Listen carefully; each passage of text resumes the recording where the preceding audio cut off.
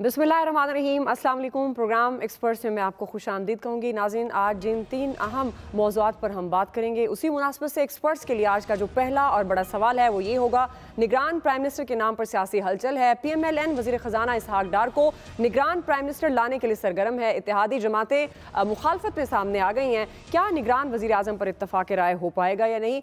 इसी तरह से आज का जो हमारा दूसरा बड़ा सवाल होगा, हुकूमत की साइफर तहकीकात में अदम पेशी पर चेयरमैन PTI को गिरफ्तार करने की धमकियाँ हैं। सुप्रीम कोर्ट ने हुकूमत के खात्मे तक साबिक प्राइम मिनिस्टर को गिरफ्तारी से रोका है। क्या PTI चेयरमैन गिरफ्तारी से बच पाएंगे?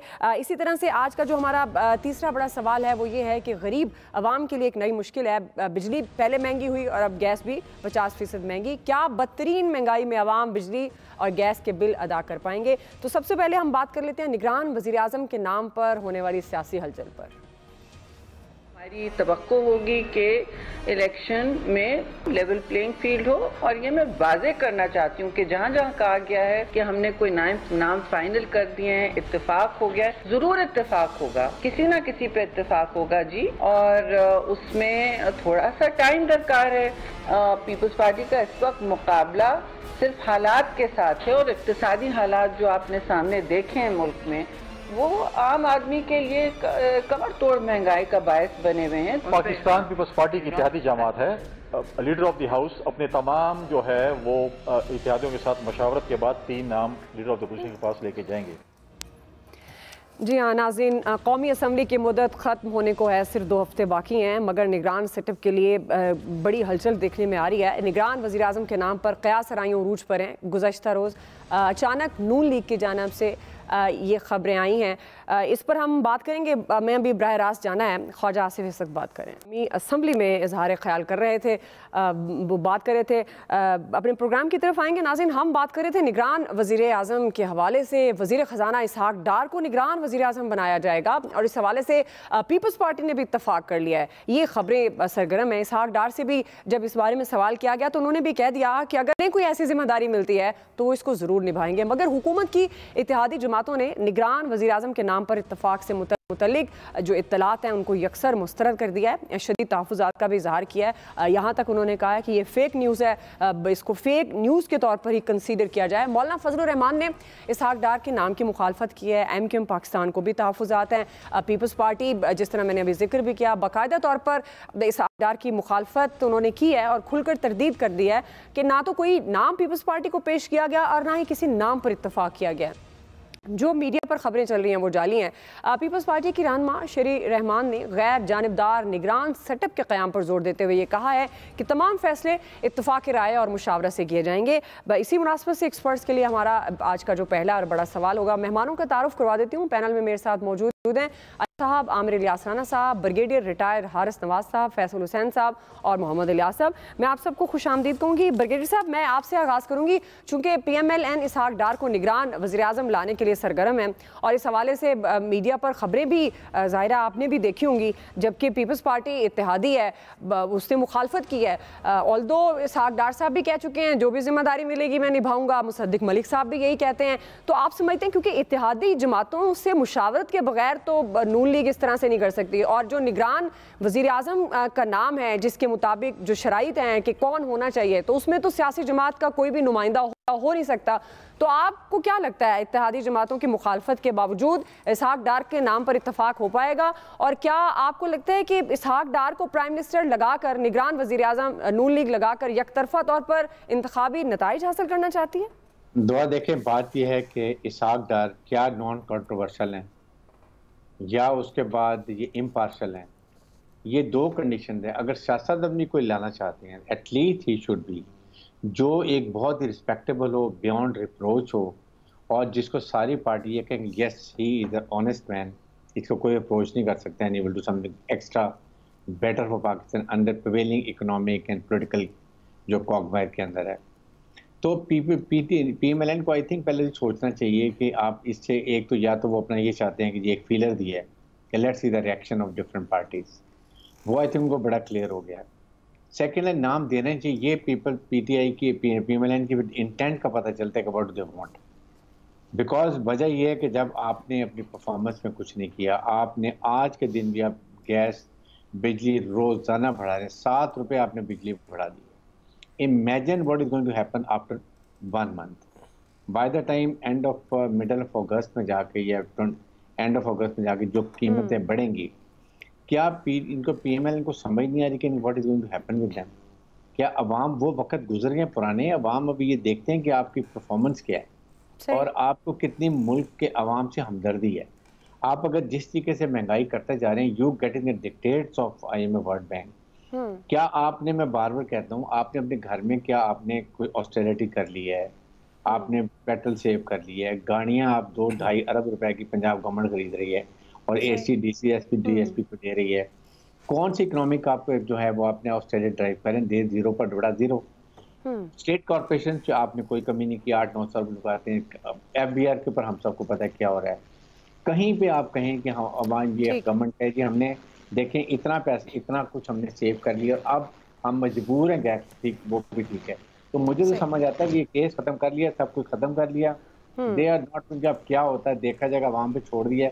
But this is very very sad and bad state of affairs. सही है। आमिर साहब, आप किस तरह से देखते हैं, क्योंकि इसहाक डार पर अब इत्तेहादियों की मुशावरत के बगैर तो नून लीग को फैसला नहीं कर सकती, लेकिन अब जिस तरह से ये नाम आया है तो क्या नून लीग वाकई चाहती है वज़ीर ख़जाना इसहाक डार निगरान सेटअप में प्राइम मिनिस्टर का रोल निभाएं? दुआ, जब मैंने ये सुना था कि इसहाक डार साहब को कंसिडर कर रही है PMLN जी, तो फर्स्ट रिएक्शन मेरा ये था कि इसका मतलब है कि PMLN नहीं चाहती कि इस मुल्क के मुआशी हालात ठीक हों।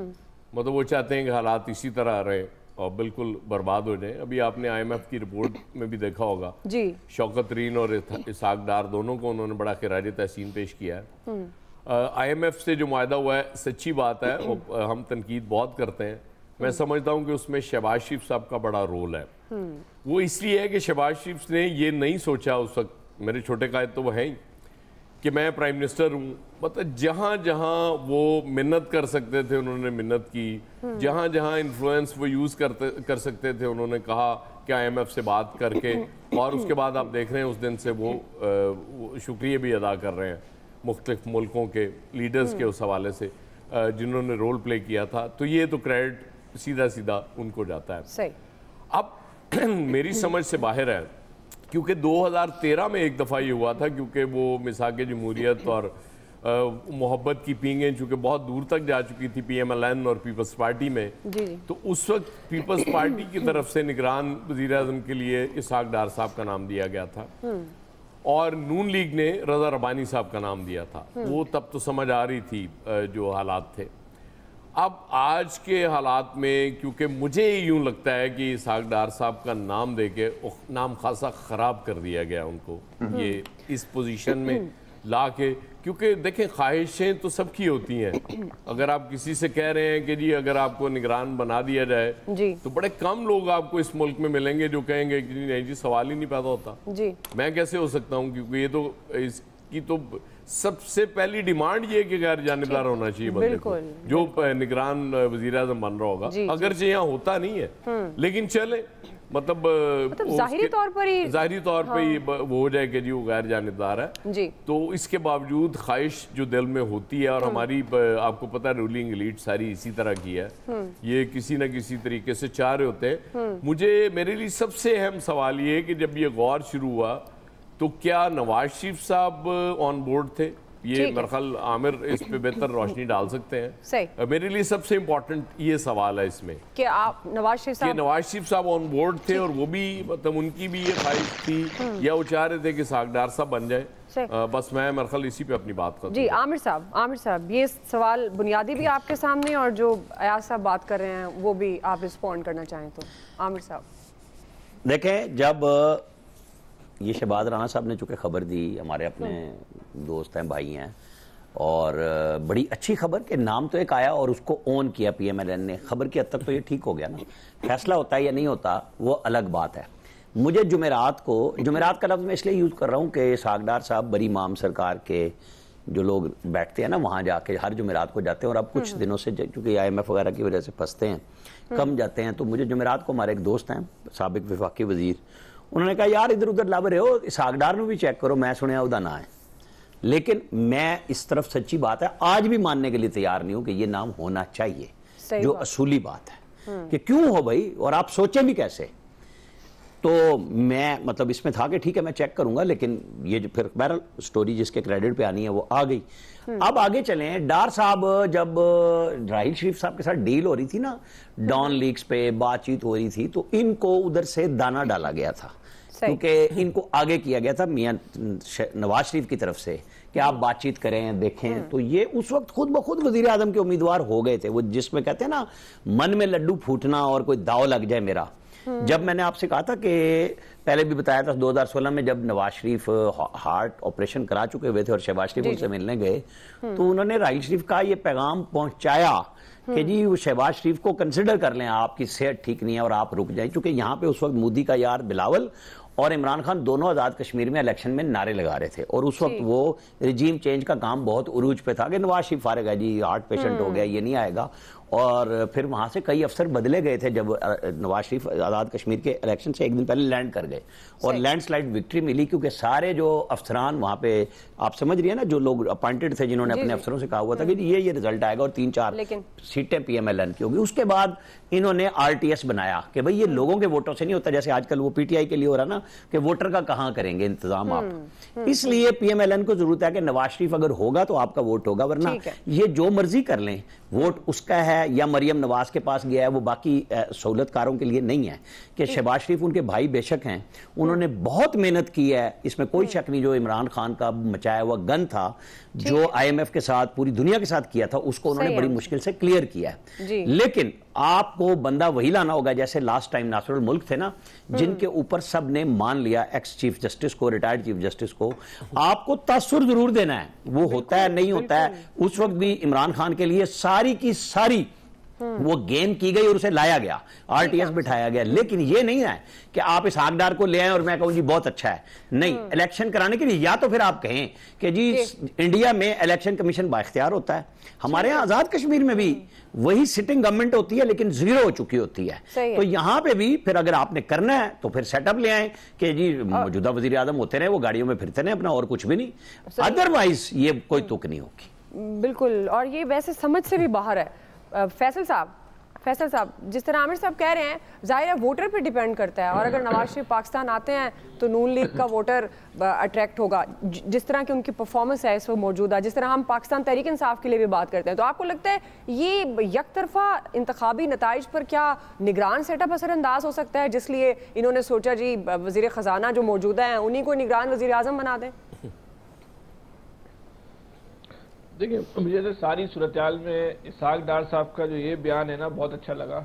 उन्होंने कहा, जब उनसे पूछा गया निगरान वज़ीर आज़म के हवाले से, तो उन्होंने कहा कि जब भी मुझे कोई जिम्मेदारी मिली, अवाम के वसी तर मफाद में इस्तेमाल की अपनी बेहतरीन सलाहियतों के साथ। तो ये बहुत तारीखी जुमला है उनका। तो अब आप समझ लें, अपनी बेहतरीन सलाहियतों के साथ अभी तो वज़ीर ख़जाना की हैसियत से उनकी सलाहियतें देख रहे हैं, भुगत रहे हैं। बल्कि जब वो वज़ीर आज़म बन जाएंगे और उनकी बेहतरीन सलाहियतों का तमाम शोबों में हम जब उसको अमली मुजाहरा देखेंगे, इतना अच्छा पाकिस्तान अमली मुजाहरा देखेंगे। मुस्लिम लीग का ये फैसला कैसा है, अच्छा है या बुरा है, इस पे आमिर इलियास साना साहब का जो तबसरा है ना, जब आमिर इलियास साना साहब ये कह उठे कि मेरा ज़हन तस्लीम करने को तैयार नहीं है, ये भी हो सकता है, तो फिर इसको बात तो फिर किसी तबसरे की ना गुंजाइश ही नहीं बची। एंड कर दे इस सब्जेक्ट को, एंड कर दे, क्लोज कर दे, मजीद गुंजाइश नहीं है। यही पाकिस्तान है जिसको मैं रोजाना अल्हम्दुलिल्लाह ठीक बात करता हूँ, इस तरह ही माना करे अच्छे बच्चों की तरह। क्लोज कर दिया। नहीं, केस क्लोज करें, फाइल दाखिल दफ्तर करें। मैंने क्लोज कर दिया। कलम तोड़ बयान है, कलम तोड़ बयान है। इलियास साहब, लेकिन जी अभी तो मुशावरत हुई नहीं थी अपोजिशन से या कोई ऐसी बातचीत जिस तरह के आज पीपल्स पार्टी की जानिब से भी आ रहा था। इसहाक डार साहब पता नहीं क्या कैसे नाम इनको उन्होंने फ्लोट कर दिया अपना नाम, क्योंकि उनकी ख्वाहिश है अरसद दराज से कि मैं भी प्राइम मिनिस्टर आऊँ और कराऊँ, इलेक्शन कराऊँ, चाहे वो थोड़ी सी एक 3 महीने के लिए आऊँ, 4 महीने के लिए आऊँ ज़रूर प्राइम मिनिस्टर। तो जाहिर है उनकी छोटी सी ख्वाहिश है, वो पूरी होनी चाहिए। उनको चाहिए, छोटी सी ख्वाहिश नहीं है लियाज़ साहब, बड़ी ख्वाहिश है। देखिए उनके लिए बड़ी छोटी, उनकी छोटी है ख्वाहिश कि मेरी ये मैं भी प्राइम मिनिस्टर बन जाऊं किसी ना क्योंकि उनको पता है कि जनरल इलेक्शन में जो भी होगा तो मुस्लिम लीग ने उनका कैंडिडेट मियां नवाज शरीफ साहब होंगे, तो इस तरह तो कभी नहीं वो बन सकते। इस तरह शायद खाकान अब्बासी साहब को भी कहा जा रहा था कि जी आपका भी नाम प्राइम मिनिस्टर के लिए दे दें, ठीक है। तो वो भी ये सारी सूरत हाल थी। तो अब डार साहब का जो है वो जो था सारा, अब तो वो चैप्टर ही क्लोज हो गया, जैसे कि फाइल ख़त्म बंद कर दी गई, क्लोज कर दी गई। तो इसमें वो उनकी कोशिश थी कि जिस तरह उन्होंने पहले भी इकोनॉमी के लिए किया है, इस तरह अवाम के लिए करते। तो अवाम के लिए तो वो बता रहे थे कि जी मैं तो अपनी सलाहियतें बरूए कार लाऊंगा, लेकिन वो जो असल जो चीज़ है इसमें तो मुस्लिम लीग नून की जानिब से तो ये बात अभी पता नहीं मियां नवाज शरीफ साहब के कंसीडर की थी कि नहीं की थी, इन्होंने आपस में क्या मशावरत की। तो इस बात को तो अभी वो मान ही नहीं रहे कि जी हमने इस बारे में कोई इस तरह किया है। तो बहरहाल ये फ्लोट हुई थी बात, वो जो अब चैप्टर क्लोज हो गया, अब तो ख़त्म, यानी कि अब बैठेंगे जिस तरह बात करेंगे, क्योंकि पीपल्स पार्टी जो उनके साथ है, उनकी इत्तेहादी भी कह लें कि उनके साथ मुशावरत, उनके साथ मुशावरत होना बहुत ज़रूरी है, उसके बगैर तो नहीं कुछ। बिल्कुल बिल्कुल, ये हुकूमत है और मुशावरत के बगैर हो नहीं सकता। और अब जिस तरह से अब बात हो रही है, ज़ाहिर है ये अकल तस्लीम नहीं करती कि नून लीग इतनी सीनियर सियासी जमात है और वो इस तरह का नाम दे सकती है। बहरहाल जी वो हो सकता है जिस तरह बात हो रही थी, उनकी अपनी भी ख्वाहिश हो सकती है, शायद उनकी ख्वाहिश के लिए उन्होंने कहा कुछ दिन नाम ही दे देते हैं। लेकिन निगरान प्राइम मिनिस्टर के लिए एक गैर जानिबदारी का जो एक वो है वो ज़रूरी है, उसके लिए शर्त ज़ाहिरी तौर पर ही हो लेकिन होनी ज़रूरी है। आपने जाना एक्सपर्ट्स इस बारे में क्या कहते हैं, ब्रेक ले लेते हैं, ब्रेक से वापस आएंगे। दूसरा सवाल, अदालती महाज पर पीटीआई को कहीं रिलीफ है तो कहीं उनके लिए मुश्किलात हैं। साइफर तहकीकात के मामले पर हुकूमत की चेयरमैन पीटीआई को अदम ताउन पर गिरफ्तारी की धमकी। सुप्रीम कोर्ट ने हुकूमत के खात्मे तक साबिक प्राइम मिनिस्टर को गिरफ्तार करने से रोका है। बुनियादी सवाल हमारा ये होगा, क्या पीटीआई चेयरमैन गिरफ्तारी से बच पाएंगे? राय लेते हैं ब्रेक के बाद। पहले भी कह चुका हूं और आज दोहरा देता हूं कि साइफर एक हकीकत थी और एक हकीकत है, और उसको मुल्क की सिविल और मिलिट्री लीडरशिप ने उस पर इत्तफाक किया। इस साइफर की हसासियत इस नौइयत की थी कि मुनासिब समझा गया कि इस पर एक इजलास बुलाया जाए। ये तासुर देने की कोशिश की गई कि तहरीक इंसाफ इसको सियासी मकासद के लिए इस्तेमाल करना चाह रहे हैं। ये भी हकीकत के बरक्स है। ये भी हकीकत है कि कहा गया, इंस्ट्रक्ट किया गया दफ्तर खारजा को कि डिमाश किया जाए इस्लामाबाद में और वाशिंगटन में, बैक वक्त दोनों जगह। और हकीकत ये है कि उस वोट ऑफ नो कॉन्फिडेंस के जरिए तहरीक इंसाफ की हुकूमत को रुखसत किया गया। नाज़रीन, तहरीक इंसाफ के खिलाफ कानूनी कार्रवाई तेज़ होने लगी है। अदालतों में कहीं पीटीआई को रिलीफ मिल रहा है तो कहीं उनके खिलाफ कानूनी शिकंजा सख्त भी होता दिखाई दे रहा है। आज लाहौर की इंसदादी दहशतगर्दी अदालत ने जिनाह हाउस हमला केस में पीटीआई के हमाद अजहर, फ़ारूक हबीब और मियां असलम समेत 22 रहनुमाओं को इश्तिहारी करार दे दिया है और उनके खिलाफ कार्रवाई का भी आगाज़ कर दिया गया। तो दूसरी तरफ साइफर के मामले पर तहकीकात का अमल भी आगे बढ़ रहा है। आज शाह महमूद कुरैशी और असद उमर FIA के सामने पेश हुए हैं, जहां उनसे कई घंटों तक पूछगछ की गई। शाह महमूद कुरैशी ने दो टोक अल्फाज में ये वाज़ेह किया है कि अमरीकी साइफर हकीकत है और हकीकत ही रहेगा। FIA ने कल चेयरमैन पीटीआई को डॉक्यूमेंट समेत तलब कर रखा है, लेकिन हुकूमत ये वाज़ेह कर चुकी है कि अगर साबिक प्राइम मिनिस्टर पेश ना हुए और FIA से ताउन ना किया तो उन्हें गिरफ्तार कर लिया जाएगा। और आज सुप्रीम कोर्ट ने वकील कत्ल केस में चेयरमैन पीटीआई को 9 अगस्त तक उनकी गिरफ्तारी से रोका है और लग ही रहा है कि चेयरमैन पीटीआई को गिरफ्तार करने की जो हुकूमत चाह रही है वो अभी अधूरी रह जाएगी, क्योंकि खबरें ये भी हैं कि हुकूमत मुद्दत पूरी करने से पहले 8 अगस्त को असम्बली तहलील करने पर भी गौर कर रही है। इसी से मुतल्लिक हमारा दूसरा बड़ा सवाल है एक्सपर्ट्स के लिए। आमिर साहब, मैं आपसे आगाज़ करूँगी, चूँकि पाकिस्तान तहरीक इंसाफ को कहीं रिलीफ मिल रहा है, अदालती महाज की अगर बात करें तो कहीं उनके लिए मामलात मुश्किलात की तरफ भी बढ़ रहे हैं। अब ये साइफर तहकीकात के मामले पर जो हुकूमत की चेयरमैन पीटीआई को अदम ताउन पर गिरफ्तारी की धमकी है, तौहीन इलेक्शन कमीशन केस में भी अदम पेशी पर नाकाबिले ज़मानत वारंट गिरफ्तारी का हुक्म है, तो आपको क्या लगता है ये क्या पीटीआई चेयरमैन गिरफ्तारी से बच पाएंगे? देखें, 2-3 चीज़ें अभी आपने शाह महमूद कुरैशी साहब को सुनाया कि जी उधर उन्होंने कहा और इधर मूव हो गई। क्या आप और हम भूल रहे हैं कि अक्टूबर 2021, सितंबर 2021 में जब DGI जनरल फैज़ हमीद थे, उनको तब्दीली करने के लिए मूव की जनरल बाजवा ने, तो इमरान खान साहब ने क्या क्या कुछ नहीं किया था और लड़ाई वाज़े हो गई थी कि अपनी शराइत के मुताबिक, और उसे पब्लिक भी किया कि हमने नाम भी मंगाए, समरी भी आई और इंटरव्यू की और फिर हमने अपॉइंटमेंट अप्रूव किया, जिससे दोनों के दरमियान वो जो पेज था उसमें दरारें बाकायदा तौर पे नज़र आ गई थी। सही। और ये जो बात कह रहे हैं कि जी मार्च की फलां तारीख को डोनाल्ड लू मिल रहे हैं और मार्च में वो टेबल हो रही है और 9 अप्रैल को वो ज़ाहिर है सुप्रीम कोर्ट की मुदाखलत के बाद कामयाब होगी। ये इस तरह नहीं होता छू मंतर कि एक दिन में आप करें। और फिर DGISI और DGISPR की उस प्रेस कॉन्फ्रेंस को जहन में रखें जो उन्होंने की और उन्होंने बताया कि हमने फलां मरहले पे जाके ये फैसला कर लिया था आज से 1 साल पहले कि हम सियासत से पीछे हट रहे हैं। तो जहन में रखें कि ये कहानी उन्होंने साइफर के ऊपर, कोई ये नहीं कह रहा कि वो नहीं आया, आते हैं, डिमार्च होते हैं, अभी भी हुआ है। ये कहानी चूरन बेचा जो बिक गया उनकी 3.25 साल की, उसको साइड पे हटा के। लेकिन ये ऐसा नहीं है कि वो ये कह दें कि जी सिर्फ यही हुक्म था। भाई आप जिनके जरिए लाए गए थे वो आपको हटाने का फैसला कर चुके थे, इसमें कोई छुपी हुई बात तो है ही नहीं कि आप उन्हीं के गले पड़ गए, उनके घरों में घुस रहे हैं, उनकी फैमिलीज में प्रॉब्लम आ गए हैं, उनको सबको पता है आज कोई चीज छुप गई है, पकड़े भी गए ना, उन्होंने कहा फलाने को सजा हो गई, फलाने रिटायर्ड हैं, फलाने ये हैं। तो आप मीर जाफर सादिक करार देने लग गए, आपका गुस्सा इंतहा पे था। अब आप आ जाएं कि आज की पोजीशन पे, मेरा नहीं ख्याल मतलब पुलिस कर ले, वो अरेस्ट करके पेश करके क्या कर लेगी पुलिस, एक दिन में कुछ नहीं होता, वो जाएंगे नहीं जाएंगे। ज्यादातर इम्कानात हैं कि अब अगर जल्दी फैसला आना है तो वो तोशा खाना का आना है, जिस पे आज वुकला जहां नून लीग के थे वहां PTI के वुकला ने बाकायदा जज को इश्तिहार दिलाया, उनको आंखें दिखाई, एक किस्म का ये कि वो घबरा के खड़े हो जाएं, वो नहीं खड़े हुए, वो केस को चला रहे हैं। और अब कल उनको पता चलेगा कि ख्वाजा हारिस कितने दिन सवाल करेंगे, 4-5 दिन करेंगे, डिसीजन आना है इस हफ्ते के एंड पे आ जाएगा, अगले हफ्ते में आ जाएगा।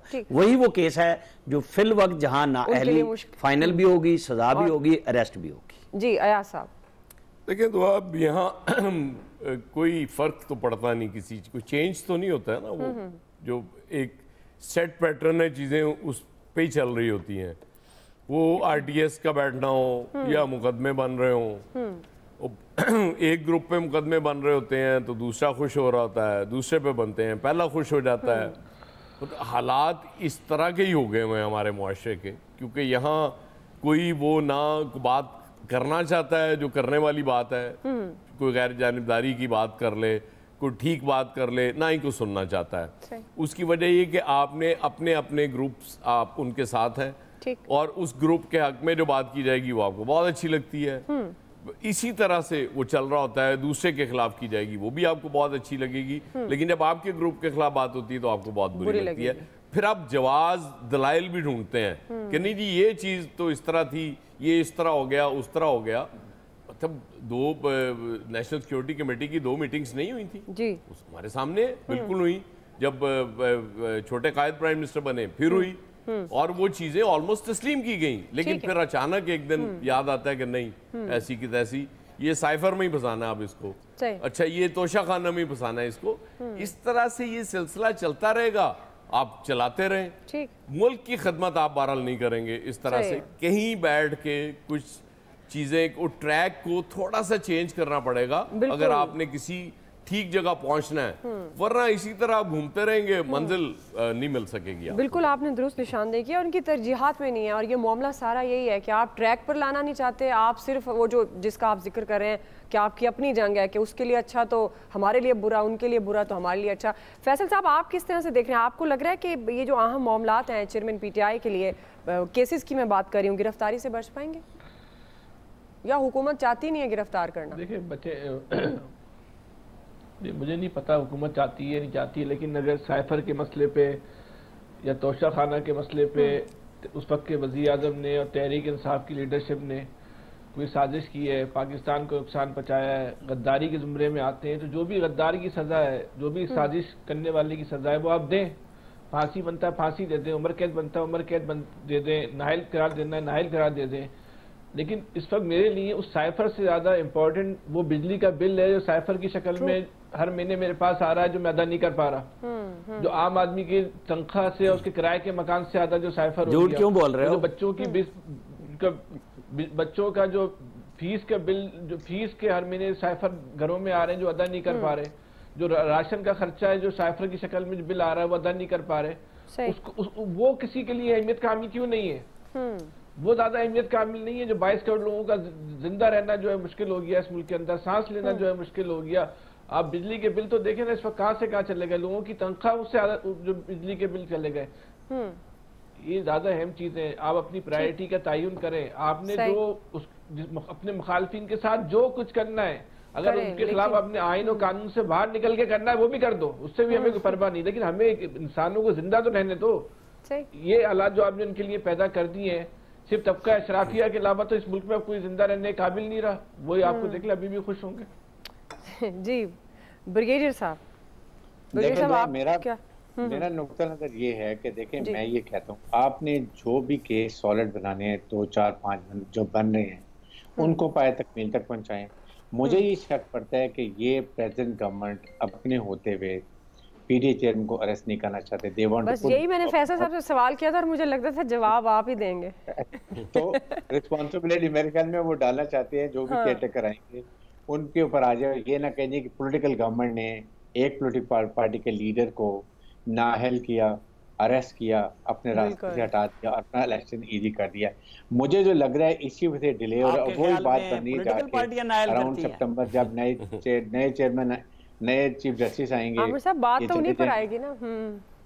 तो वो उस वक्त तो करना चाहते हैं कि उसमें मियां साहब भी आ जाए तो अदालतें करती हैं ना। लेकिन इसमें बात ये देखने की है कि इस वक्त आपको रोजाना अगर आप हर तकरीर में हर बात पे पार्टी चेयरमैन का नाम लेकर आएंगे पीटीए का और आपने उनका नाम बैन किया तो फिर आप उनको प्रमोट खुद कर रहे हैं, उनको विक्टिम खुद बना रहे हैं। इसलिए कि आपने अपनी कारकर्दगी दिखाई, आप टाइम आ गया, आप बताएं आपने 1.5 साल में क्या किया, आपका प्लान क्या है and what have you done and what you intend doing, और आपका इलेक्शन स्लोगन क्या है।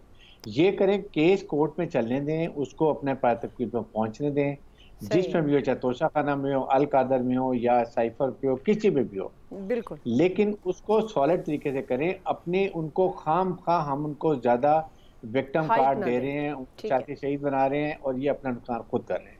सही है इलियास साहब। देखिए गवर्नमेंट चाह रही थी कि कोई इनको ऐसे केस में फंसाया जाए जिसमें वो जो उनकी गिरफ्तारी हो और वो तवील अरसे के लिए जेल में जाएं।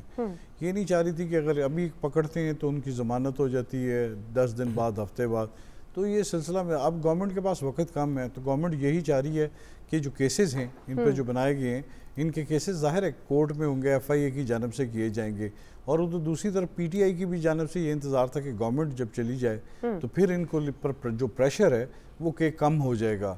वो देखेंगे कि प्रेशर कम होता है, लेकिन अगर कोर्ट का 9 मई के वाक़े का, साइफर का और जो दूसरे केसेस हैं उनमें से क्या रिजल्ट आता है। अगर गिरफ्तारी होती है तो पॉलिटिकल गवर्नमेंट ने नहीं की, ये आ जाएगा कि जी निगरान गवर्नमेंट ने की, या जिस पर भी डालना चाहें तो उस वक्त ये डालना चाहिए। इस वक्त ये देख रहे हैं कि जी इलेक्शन में उनके ज़्यादा जो भी है कि वो ये अपना बताना चाहते हैं। जैसे शहजाद अकबर साहब ने केसेस बनाए थे, उन केसेस का कोई फैसला नहीं हुआ, अब सब उसमें केसेस में बरी होते जा रहे हैं। मनी लॉन्ड्रिंग वगैरह के बनाए थे, अब वो बैठ के अपनी ट्रेलें दिखाते रहते हैं लेकिन उसका कोई फ़ायदा नहीं। अब ये गवर्नमेंट चाह रही है कि अपना ये इस साइड से बचे और इलेक्शन में जाए, जो भी होना है फैसला ये इसी तरह भुगतते रहें। ठीक है जी, आपको पॉइंट ऑफ व्यू आ गया। ब्रेक नाज़रीन, ब्रेक से वापस आएंगे। तीसरा सवाल, अवाम की परेशानियों में मज़ीद इजाफा हो रहा है, बिजली के बाद गैस भी 50% महंगी कर दी गई है। सवाल ये रख रहे हैं कि क्या महंगाई के मारे अवाम बिजली और गैस के बिल अदा भी कर पाएंगे? राय लेते हैं ब्रेक के बाद।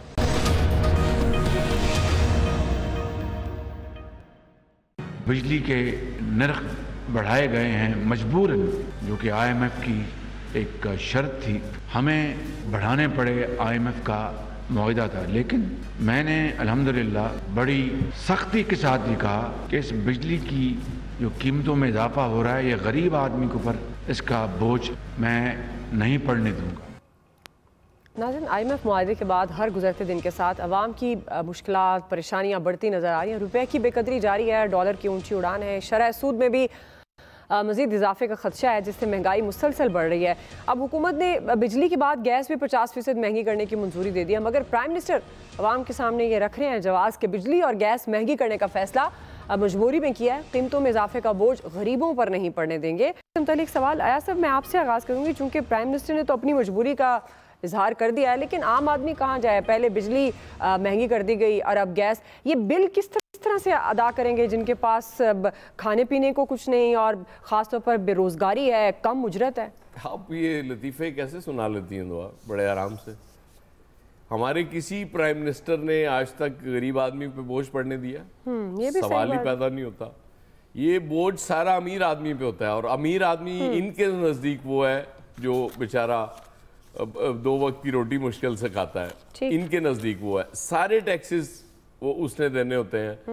ये खुद देखें ना, वो नई गाड़ियों की बात हो रही थी और वो वज़ीर आला साहब, निगरान वज़ीर आला साहब कह रहे हैं कि यार आप क्या चाहते हैं कि वो तब करप्शन को फ़रोग दिया जाए, इनको गाड़ियां ना दी जाए। तो ये माइंडसेट ऐसे ही है, आम आदमी इनके लिए खुद हैं, अपनी क्लास है, सही है। आप लोग नहीं है, इस गलत फहमी से निकले आप। जी फैसल साहब, क्या कह सकते हैं, हुक्मरानों की बेइसी है कि जब आपको गरीबों का एहसास या गुर्बत का एहसास ही ख़त्म हो जाए, आपको पता ही ना चले कि गुर्बत कहते कैसे हैं, गरीब कहते कैसे हैं, गरीब होता क्या है, उसका घर चलता कैसे है, क्योंकि आप उन महलात में बंद हो चुके हैं कि आपका एक्सेस ही नहीं रहा, आपको अंदाज़ा ही नहीं है कि वो गरीब आदमी की ज़िंदगी कैसे गुजर रही है। आपकी नज़र में तो ये मजाक है कि ना आप बिजली का बिल देते हैं, ना आपके पास पेट्रोल का बिल देते हैं, इनकी जो अपनी तनख्वाहें आती हैं जब, वो तो सालों भी निकलवाने की नौबत नहीं पड़ती होगी। तो इसी तरह अल्लाह ताला अपना रहम फरमाए, लेकिन इतनी ज़्यादा सफाकी जितनी पाकिस्तान के सियासतदानों में या पाकिस्तान के हुक्मरानों में पाई जाती है, ये मिसाल तलाश करना जो है ना शायद दुनिया में जो है ना बहुत मुश्किल होगा कि आप बिल्कुल जिसका आम आदमी का और हुक्मरान तबके का हर किस्म का जो राब्ता जो है ना मुनक़ता हो गया। एक आखिरी बात, इस हद तक मुनक़ता हो गया कि अब ताकतवर लोगों को, सियासतदानों को आम आदमी के वोटों की परवाह नहीं, उनको पता भी मैनेज कर लेंगे जब करना हो। सही है। ब्रिगेडियर साहब, देखिए बात यह है कि जब आप बिजली और कीमत बढ़ा रहे हैं तो प्राइम मिनिस्टर कैसे कह सकते हैं कि आम आदमी में बोझ नहीं पड़ेगा। हर चीज की कॉस्ट ऑफ प्रोडक्शन बढ़ गई, डीजल से आपके जो है, बिजली से आपके अच्छा ट्यूबवेल चलते हैं, डीजल से चलते हैं, वो महंगी हो तो आपकी वेजिटेबल हर चीज महंगी हो गई। गैस आपने डबल कर दी, उनके बिल जहाँ पर अब किसी का आता था 5,000 वो 10,000 आ जाएगा। आप मुझे ये बताइए कैसे आप ये स्टेटमेंट देते हैं? क्या लोग पागल हो गए हैं? आप अपना तो ठीक कर लें। एक चीज मुझे बता दें, हमारे पैनल में कोई कह दे इन्होंने ऑस्ट्रेलिया ड्राइव कहाँ करके 200 रुपये बचाया, 212 रुपये लगा दें। आमिर साहब,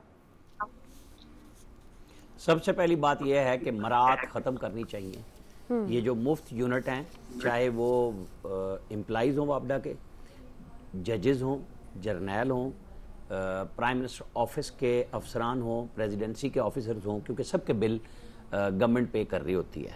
अब मैंने जो जिन तबकात के नाम लिए हैं, इनकी तरफ से आना चाहिए कि हाँ हम ये कुर्बानी देंगे। सबसे पहली तो बात ये है, क्योंकि ये एक मुस्तकिल अमल है। आप ये नहीं कह सकते कि जी गैस आप और हम जो लोग, मैं उनमें शामिल नहीं हूँ, जो पाइपलाइन गैस यूज कर रहे हैं वो सस्ती है, सरकार महंगी लेके बेचती है। एलपीजी जितने लोग ले रहे हैं वो उसी रेट पे ले रहे हैं जो मार्केट पे अवेलेबल है, और अब गैस भी वहां जाएगी, क्योंकि पहले बिजली और गैस में सरकारी तौर पे लोगों को सब्सिडी दे के और एक बेपनाह इजाफा अपने गले डाल लिया सब्सिडी का। आपको सच हर तरफ मुंतकिल करना होगा, लेकिन उसके लिए सबसे पहले बड़े लोगों को अपनी कुर्बानी न सिर्फ देनी होगी बल्कि बतानी होगी। जो प्राइम मिनिस्टर ने कहा ना पढ़ने नहीं देंगे, तो फिर आप अनाउंस करें कि स्लैब कौन कौन से आपने नए बढ़ाए हैं, चेंज किए हैं, कि जहां जो मिडिल क्लास तक का जो बंदा यूज करता है और वो बिल में उसकी इजाफा बेपनाह ना हो। एक थोड़ा सा इजाफा तो आए, लेकिन बेपनाह नहीं होना चाहिए, बल्कि वो जो लोग ज्यादा यूज करते हैं, आप हम अगर 24 घंटे एसी चलाते हैं तो फिर बिल देने के लिए भी तैयार रहना चाहिए। जो 1 घंटा चलाए, जो जिसने बच्चों के लिए पंखे चलाने हैं, सहूलत असल उसको मिलनी चाहिए, और जो तायुशात की जिंदगी गुजारता है उससे टैक्स लें, उससे आप पैसे लें, पूरे लें। ठीक है इलियास साहब, गवर्नमेंट की देख ले कि गवर्नमेंट की कम से कम जो उजरत है वो गवर्नमेंट ने 30,000 35,000 मुकर्रर की है। असल में जो तनख्वाह मिलती है जो गरीब आदमी को 20 से 25,000 रुपये मिलती है, या दिहाड़ीदार आदमी से, वो एक बिजली का बल्ब और एक गैस का चूल्हा उसमें जला के दिखा दे इस तनख्वाह में, तो किस तरह पूरा करेगा? गवर्नमेंट को तो खुद देखना चाहिए तमाम जो सूरत हाल है कि इन चीज़ों को देखना चाहिए, ये लोग कैसे खर्चा पूरा कर सकेंगे अपना, कि इनके लिए क्या करना चाहिए। वो बिल बढ़ा देते हैं, फिर उन्हीं से निकालते हैं टैक्स। ठीक है इलियास साहब, आपका वक्त मेरे पास ख़त्म हो गया। आज के एक्सपर्ट से इतना ही, फीडबैक दीजिएगा, ख्याल रखिए, अल्लाह हाफिज़।